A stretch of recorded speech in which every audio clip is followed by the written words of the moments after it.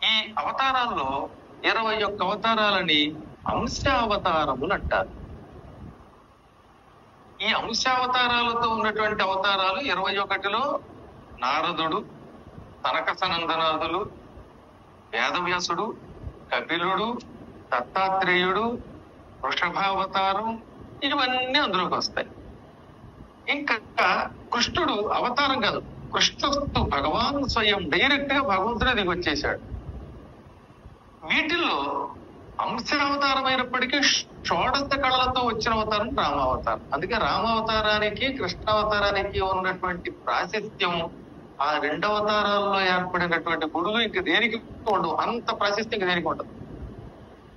కారణం షోడశ కళలతో రాముడు వచ్చాడు, పూర్తిగా భగవంతుడే కృష్ణుడయ్యాడు. పైగా భగవంతుడే చెప్పాడు. అది అందరూ ఎలా ఉన్నా హరివంశంలో వ్యాసుడు చెప్పిన మాట ఏమిటో తెలుసా? అనంతుడు అనే పేరుతో విష్ణుమూర్తికి ఒక రూపం ఉన్నది. ఈ అనంతుడినే ఆదిశేషుడు లేక సంకర్షణుడు అంటారు.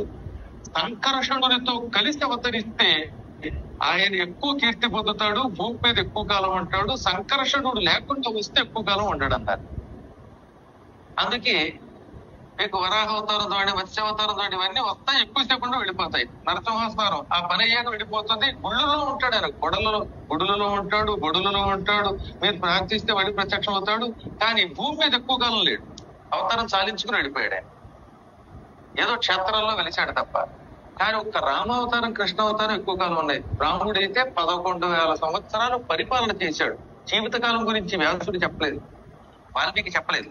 వాల్మీకి ఎంతకాలం బతికాడో చెప్పకుండా టెక్నిక్ గా ఒక్క రాముడి పరిపాలన మాత్రం ఎంత అని ముద్ర వేసి చెప్పాడు. 10 వర్ష సహస్రాణి 10 వర్ష శతాని చ రాతృభిస్తహిత శ్రీమాన్ రామో రాజ్యం అకారయత్. 10 వర్ష సహస్రాణి అంటే 10,000 సంవత్సరాలు. 10 వర్ష శతాని చ అంటే 10,100 అనగా 1,000. అక్కడికి 10,000 ప్లస్ 1,000 కలిపితే ఎంత? 11,000 సంవత్సరాలు రాతృభిసహిత సోదరులతో కలిసి శ్రీమాన్ సంపదలతో పాటుగా, ఏ సంపద లేకుండా దరిద్రంగా పరిపాలించవచ్చు. ఓవర్ డ్రాఫ్ట్ తీసుకుని 67 భారతదేశాన్ని తగిలేసిన దరిద్ర పార్టీ ఉంది, ఎప్పుడు దరిద్రమే. ఆ పార్టీ పరిపాలించినంత కాలం భారతదేశం ఎప్పుడు వెనకబడిన దేశం. ఇప్పుడు కదా అంతో ఎంతో సగర్వంగా తలెత్తు తిరుగుతున్నాం. పద్మం వికసిస్తే ప్రపంచం అంతా వ్యాపించి ఆనందిస్తుంది.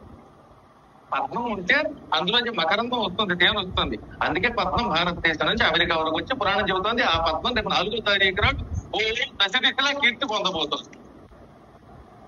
ఈ పద్మాన్ని నిలబెట్టే బాధ్యత మీ ఎన్ఆర్ఐలు కూడా కొంత తీసుకున్నారులేండి. పద్మం ఎప్పుడు వికసిస్తుందా అని చూసుకుంటారు మీరు మహానుభావులు. 6 పద్మాలు, షట్పద్మాలు, షట్చక్రోపరి సహస్రదళ పద్మము కూడా వికసించాలి. అందులో చెప్పొచ్చు ఏంటంటే పరిపాలన ఎంతకాలం చేస్తే ఉపయోగం ఉందండి. ఓ పరిపాలనుడు ఉన్నాడు, ఎప్పుడు చూసినా గుడ్లు కళ్ళతోడు వేసుకుని అలా నడవలేక నడుస్తూ ఆర్థికంగా కాస్త మంత్రిగా పనిచేస్తే పర్వాలేదు కానీ, ఏ గవర్నర్ గారు పనిచేస్తే పర్లేదు కానీ, ప్రధానమంత్రిగా ఉంటే ఏటి వాడి వల్ల ఉపయోగం చెప్పండి. దానివల్ల ఏంటి ఉపయోగం? ధృతరాష్ట్రుడు పరిపాలన